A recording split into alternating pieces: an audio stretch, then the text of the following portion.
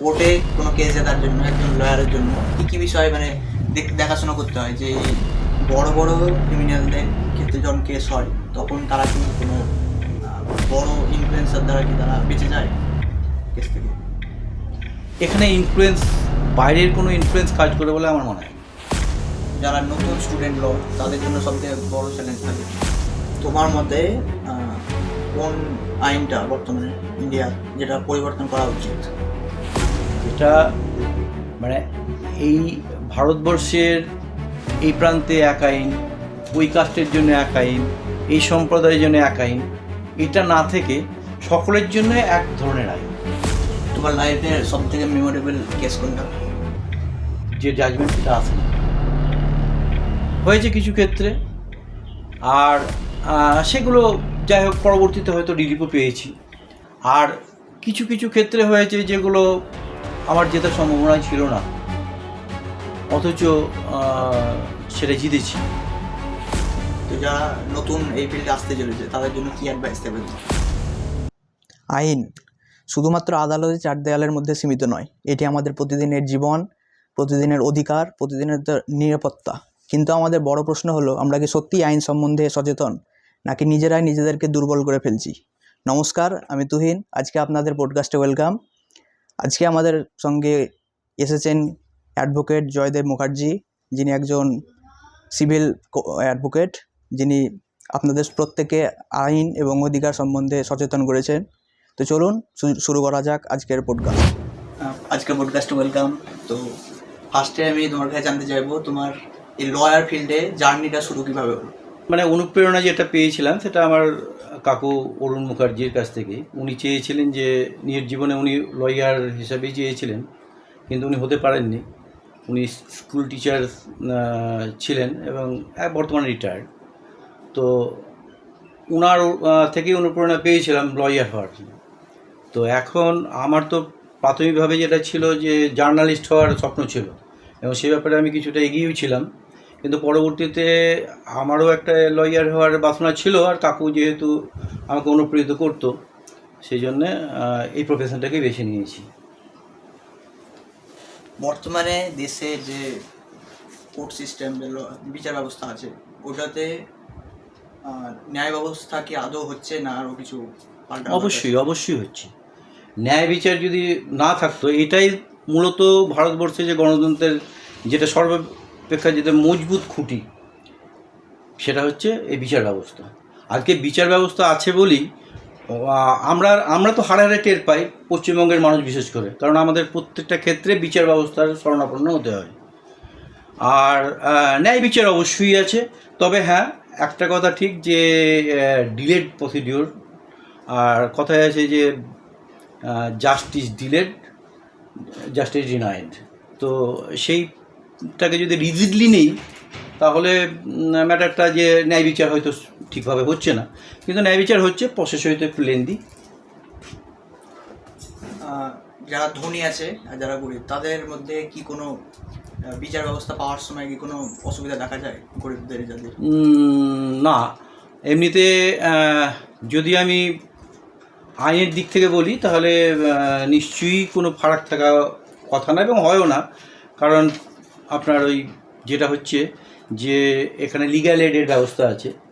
যারা পভার্টি লাইনের নিচে বা জাস্ট মানে সেরকম সামর্থ্য নাই, তারা সেইভাবে ওই লিগ্যাল যে এডস আছে তার মাধ্যমে, এসডিএলসি আমাদের প্রত্যেকটা কোর্টেই আছে, তার মাধ্যমে নিচে কমপ্লেন বা যে কোনো অভিযোগ বা যাবতীয় জমি সংক্রান্ত ব্যাপারেও তিনি মামলা করতে পারেন বা মামলাতে ডিফেন্ড করতে পারেন।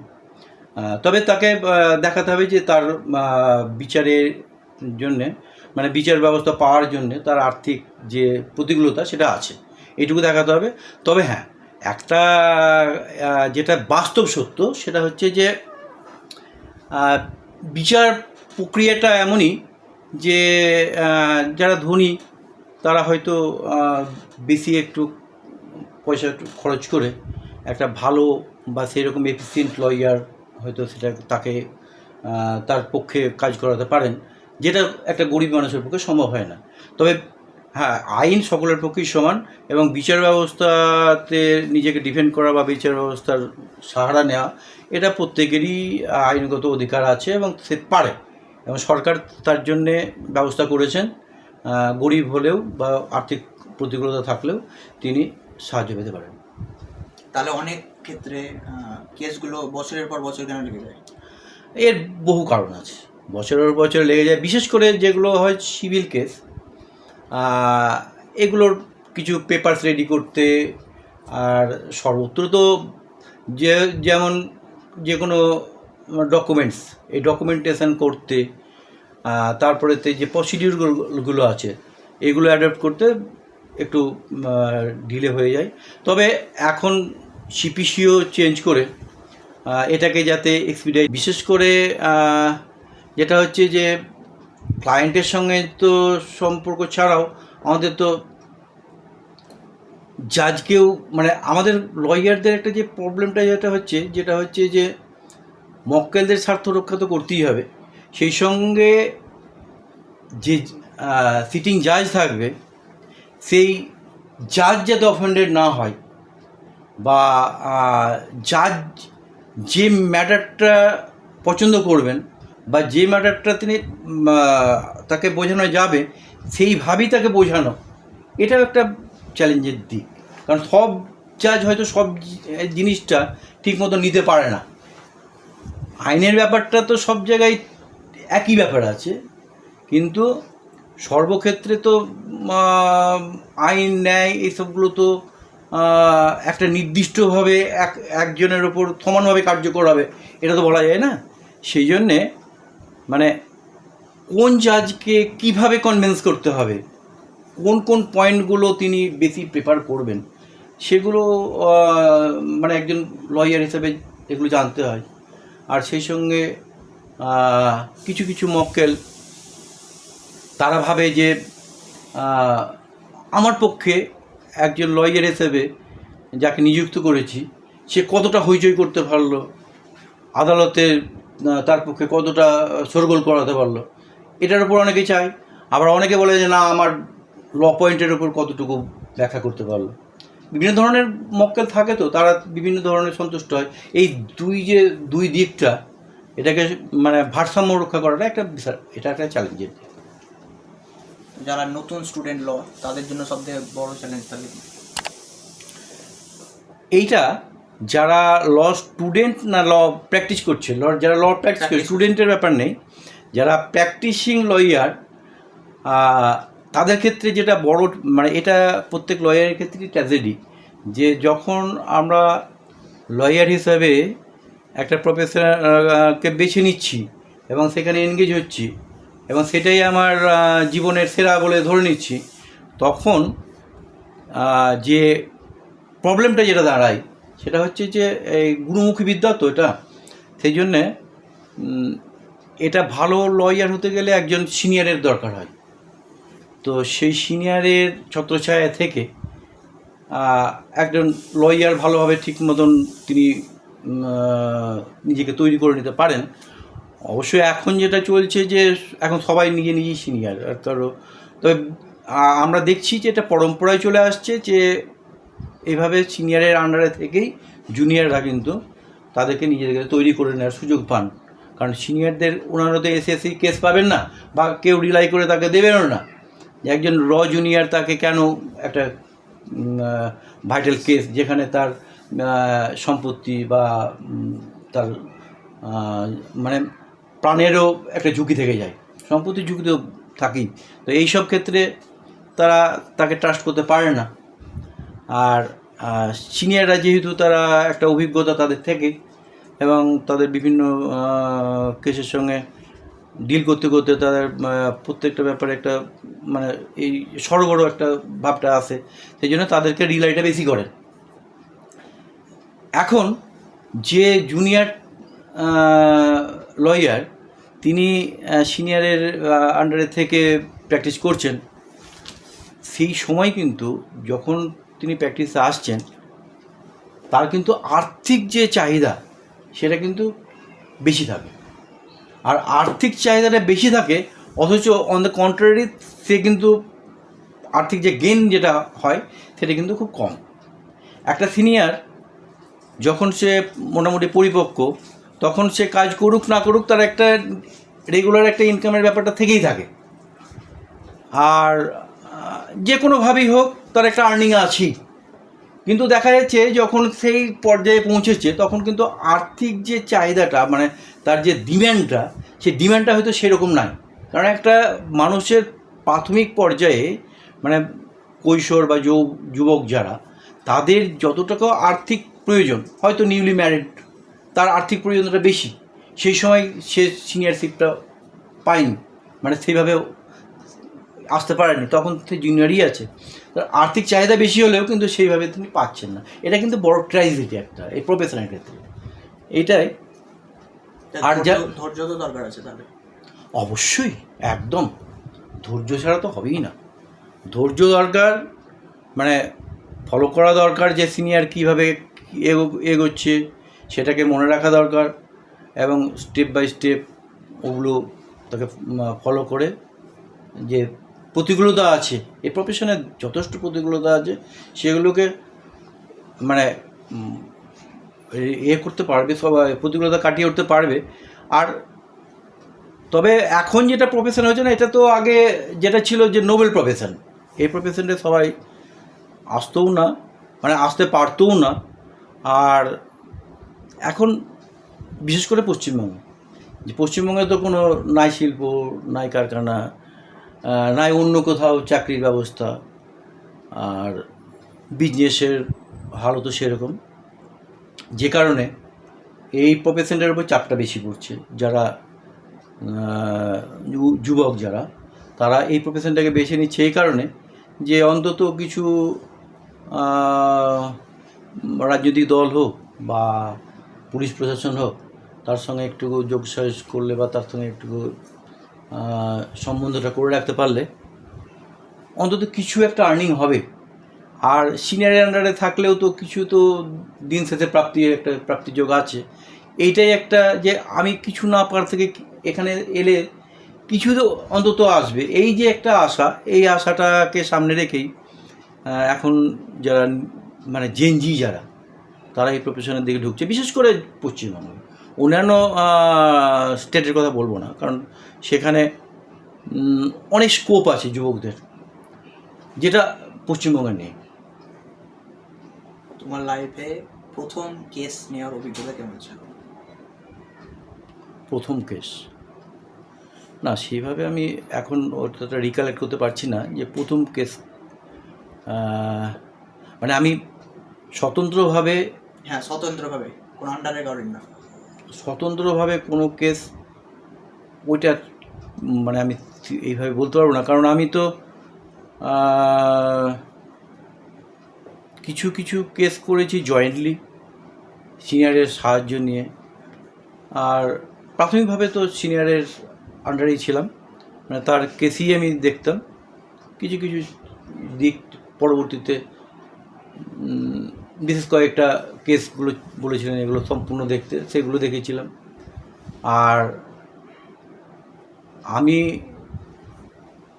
মানে সিনিয়রকে ছাড়া প্রথম কোন কেসটা নিয়েছি এটা এই মুহূর্তে বলা সম্ভব না। আচ্ছা, স্টুডেন্টরা মাঝপথে অনেক স্টুডেন্ট তো ল থেকে ছেড়ে দেয়, এটার কারণ কি? অনেকেই ছেড়ে দেয়। বেটার কোনো কিছু পেলে, অপশান যদি থাকে তাহলে ছেড়ে দেয়, এক নম্বর। আর দ্বিতীয় নম্বর হচ্ছে যে এটা তো কোর্সটাও একটা বড় 5 বছরের কোর্স, আর এটাতে পুরোপুরি এটা করে যে তার ভবিষ্যৎ যে উজ্জ্বল হবে, এই অ্যাসুরেন্সটাও হয়তো অনেকের কাছে পায় না। এটা একটা কারণ। ক্রিমিনালদের ডিপেন্ড করা কতটা মোরালি মানে ঠিক? আমাদের আইনের ভাষায় বলতে গেলে যে 100টা দোষী যারা অ্যাকিউজ পারসন, 100 জন যদি বিচার ব্যবস্থা থেকে খালাস পায় সেটা ঠিক আছে, একজন নির্দোষ ব্যক্তি যেন মানে সাজা না পায়, এটা আইনের পরিভাষা। আমাদের সেই জন্যে আমরা একজন ক্রাইম করেছে তার তো শাস্তি হওয়া নিশ্চয়ই দরকার। যে ক্রিমিনাল তাদের শাস্তি কেন হবে না? যে অফেন্ডার তার জন্য তো আইনই বলছে যে এই শাস্তি পাবে। তবে অনেক সময় পরিস্থিতিটাও বিচার বিবেচনা করা দরকার, যে কোন পরিস্থিতিতে বা কোন কার্যকারণ ছিল যার কারণে কোনো অফেন্স করতে তাকে তিনি বাধ্য হয়েছে, এটা একটা ব্যাপার। আর ক্রিমিনালদের ডিফেন্ড যদি না করে তাহলে প্রত্যেকটা ক্রিমিনাল তো বিনা বিচারে তাদের মানে সাজা হয়ে যাবে। দেখা যাবে যে হয়তো তার মধ্যে 10টা 100-র মধ্যে হয়তো 10টা প্রকৃত ক্রিমিনাল আর 90টা হয়তো তাদেরকে ফাঁসানো হয়েছে। হ্যাঁ, তো এই জন্যে ক্রিমিনালকে ডিফেন্ড করার মধ্যে মোরালিটির মানে কোনো রকম অবনমন হয় না। কারণ ক্রিমিনাল তো আমরা প্রাইমারিলি আমাদের বলে যে অভিযুক্ত, অ্যাকিউজড। ক্রিমিনাল মানে না। আর যারা হ্যাবিচুয়াল অফেন্ডার তাদের কথা আলাদা। হ্যাবিচুয়াল অফেন্ডার তাদেরকে আমি ডিফেন্ড করবো কি করবো না সেটা আমার ব্যক্তিগত ব্যাপার, কিন্তু তিনি বিচারের তার আইনগত সাহায্যই পাবে না, এটা ঠিক না প্রত্যেকটা ক্ষেত্রেই। বড় বড় ক্রিমিনালদের ক্ষেত্রে যখন কেস হয় তখন তারা কি কোনো বড় ইনফ্লুয়েন্সার দ্বারা কি তারা বেঁচে যায় কেস থেকে? এখানে বাইরের কোনো ইনফ্লুয়েন্স কাজ করে বলে আমার মনে হয় না। কারণ বিচার প্রক্রিয়াটাই এমন যে এখানে বাইরের ইনফ্লুয়েন্সের কোনো, যদি ক্রিমিনাল ক্ষেত্রে ধরা যায়, যে ক্রিমিনাল কেস সেটা হচ্ছে যে ক্রিমিনাল কেস দুরকম, যেটা হচ্ছে একটা কোর্ট কমপ্লেন্ট, একটা হচ্ছে থানাতে যেটা হয় এফআইআর মাধ্যমে। তো যেটা হচ্ছে সেটা পুলিশ কেস। এবার পুলিশ কেসকে ওখানে যদি ইনফ্লুয়েন্সার যারা ওখানে ইনফ্লুয়েন্স করে সেখানে যে পুলিশকে প্রভাবিত করতে পারে, এবং পুলিশ যে রিপোর্ট দেয়, পুলিশ যখন কোনো কেসের রিপোর্ট সাবমিট করে সেই রিপোর্টটাতে প্রভাব বিস্তার করতে পারে। হয়তো দেখা যাচ্ছে যে একজন ক্রিমিনাল এগেনস্টে যে রিপোর্টটা দেওয়া দরকার ছিল তাকে লঘু বা গুরু করে দেওয়া হলো, দুটোই হতে পারে ইনফ্লুয়েন্সের ক্ষেত্রে। আর সেই ক্ষেত্রে যে সেটাই যে মানে যারা অ্যাকিউজড তাদেরকে মেনে নিতে হবেই বা তারা মেনে নিতে বাধ্য সেটাও না। সেখানেও আমরা যে অ্যাকিউজডের পক্ষ থেকে অবজেকশন করা যায় এবং প্রয়োজনে ইনভেস্টিগেশনেরও দরখাস্ত করা যায়, বা যে উইংস আছে ইনভেস্টিগেশন উইংস সেখান থেকে অন্য উইংসে বিচার যাতে ইনভেস্টিগেশন হয় তার জন্যও প্রেয়ার করা যায়। সুতরাং ইনফ্লুয়েন্স করে হয়তো সাময়িক একজনকে রিলিফ দিতে পারে বা সাময়িক একজনকে দুর্বিভাগে ফেলতে পারে, কিন্তু পার্মানেন্টলি ওই ইনফ্লুয়েন্সের দ্বারা কাজ হয় না। কারণ বিচার প্রক্রিয়াটাই হচ্ছে সম্পূর্ণ মানে বিচারাধীন, বিচারকের আওতায়। মিডিয়া ট্রায়ালও তাহলে কিছু করতে পারে না? মিডিয়া ট্রায়াল থেকে যেমন সোশ্যাল মিডিয়াতে যে এটা মানে এই যে মিডিয়া ট্রায়ালের যে কথাটা, এটা এই ইদানিংই এটা প্রচার হচ্ছে। মিডিয়া ট্রায়াল বলে আসল কোনো ট্রায়াল হয় না। এটা একটা মানে মিডিয়া ট্রায়ালের পর জাজ প্রভাবিত হবে এ ধরনের কিছু হয় না। আর জাজ যেটা প্রভাবিত হয়, সাক্ষ্য প্রমাণ যেটুকু আসবে তার উপর বিচারের এটা হবে। সাধারণ মানুষ তাহলে লিগ্যাল মিস্টেক কোনগুলো করে? মিস্টেক না, মানে লিগ্যাল মিস্টেক বলে কিছু কথা হয় না। লিগ্যাল একটা হচ্ছে ইলিগ্যাল ওয়ার্ক, আর একটা হচ্ছে মিস্টেকটা ইলিগ্যাল হতে পারে বা ইলিগ্যাল নাও হতে পারে, মিস্টেক আলাদা জিনিস। আর ইলিগ্যাল বা লিগ্যাল একটা আলাদা। ইলিগ্যাল যেগুলো হচ্ছে যে আমাদের যে প্রিভেইলিং ল তার কোনো ব্যতিক্রমী কাজ করলে সেটা ইলিগ্যাল এটা। আর আমাদের যে যেটা হচ্ছে যে আর কি বলছে ইলিগ্যাল, আর একটা কি ইলিগ্যাল মিস্টেক হচ্ছে যেটা আমার করার দরকার ছিল, করণীয় ছিল, সেটা আমি করিনি, এটা মিস্টেক, ভুল। তো ভুল করাতে কোনো ইলিগ্যালিটি হয় না। আমি যদি জেনে শুনে বা কোনো প্রিভিলেজ আইন ভায়োলেট করি তাহলে সেটা ইলিগাল ওয়ার্ক, নচেত শুধুমাত্র মিস্টেকের জন্য ইলিগাল হয় না। কোর্টে কেস জেতার জন্য কি কি বিষয় গুরুত্বপূর্ণ?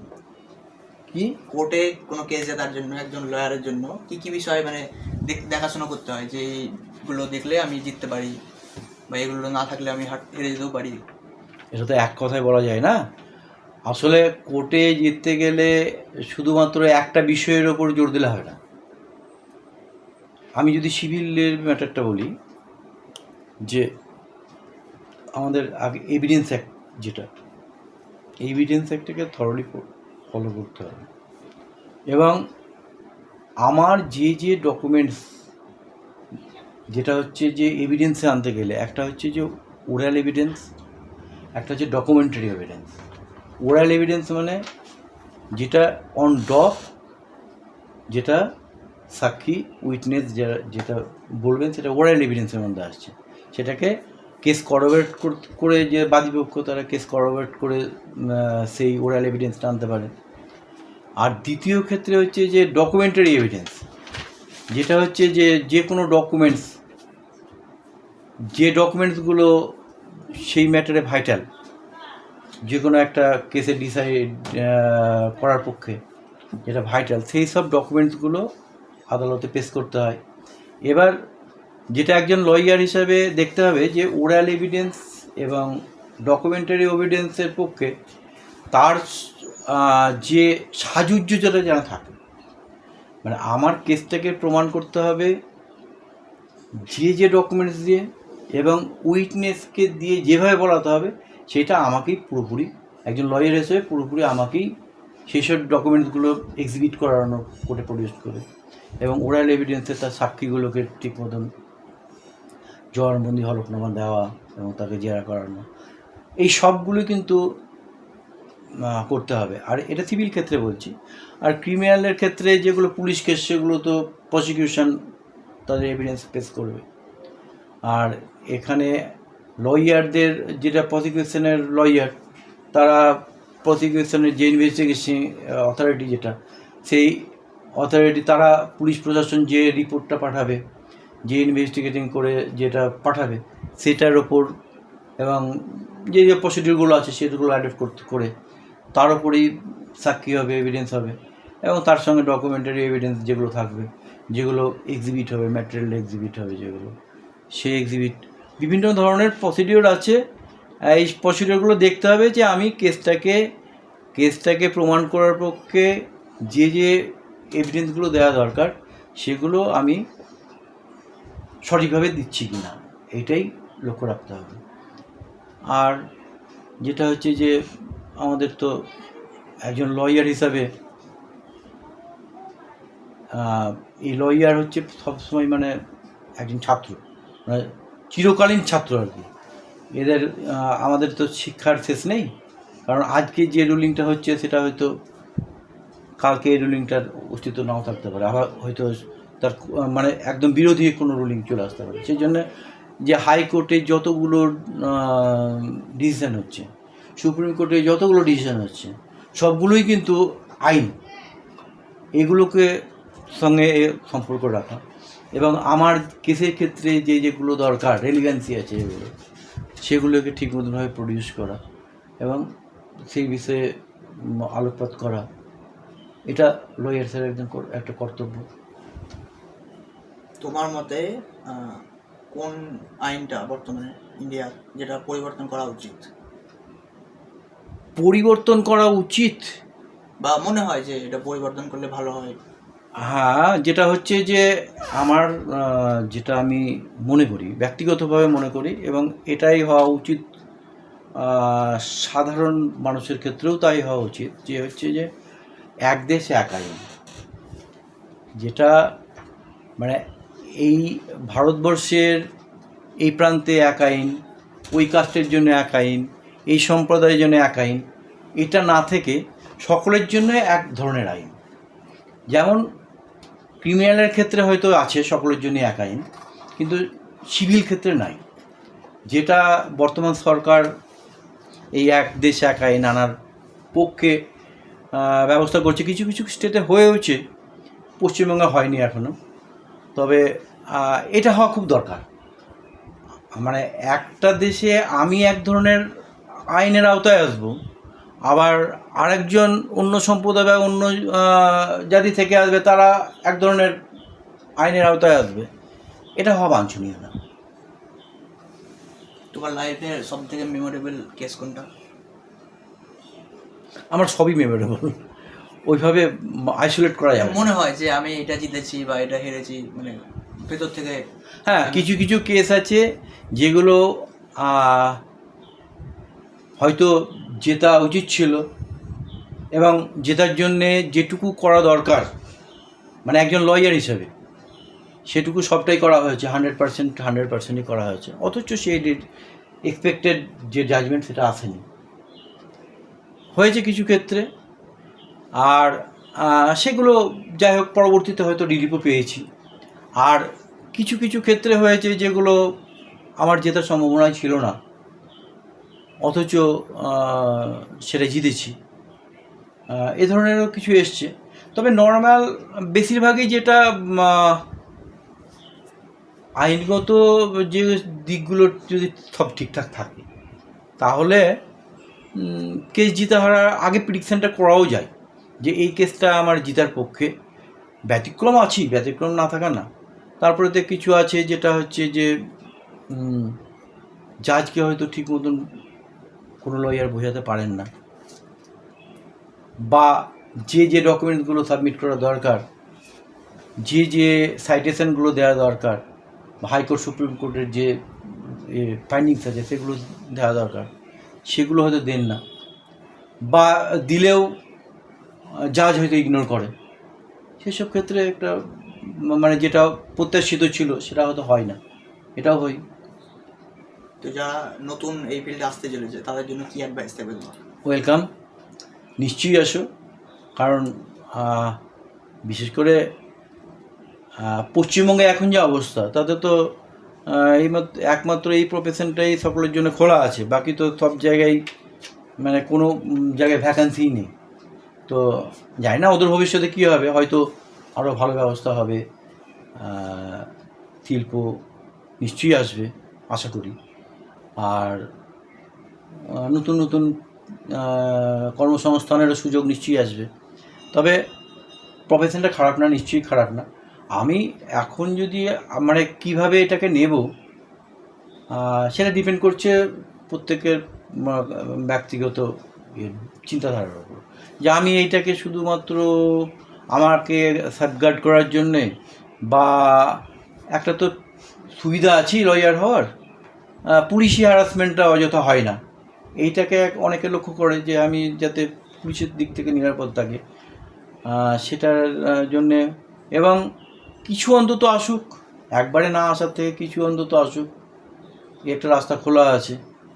তবে এখন কম্পিটিশানটা খুব জোর, আর কম্পিটিশানটা এত জোর হওয়ার কারণে এই যে নোবেল প্রফেশনটার এর যে মানটা ছিল এটাও একটু অধোগতি হয়েছে। এই পর্যন্ত। থ্যাংক ইউ এতদূর পর্যন্ত বলার জন্য। আশা করছি নেক্সট পডকাস্টে আবার একদিন পডকাস্ট আসবে। Thank you. Okay, thank you. আজকের এই পডকাস্ট থেকে আমরা সত্যিই গেস্ট জয়দেব মুখার্জির কাছে ধন্যবাদ জানাই। তিনি আমাদের কাছে এত সুন্দরভাবে আইনের সচেতনতা হিসেবে যে তথ্যগুলো দিয়েছেন তা সত্যিই সাধারণ মানুষের জন্য উপকারী। তো আপনাদের এই বিষয়ে কী মতামত আপনারা অবশ্যই কমেন্ট বক্সে জানান। দেখা হচ্ছে নেক্সট পডকাস্টে। ততক্ষণ ভালো থাকুন, সুস্থ থাকুন, ধন্যবাদ।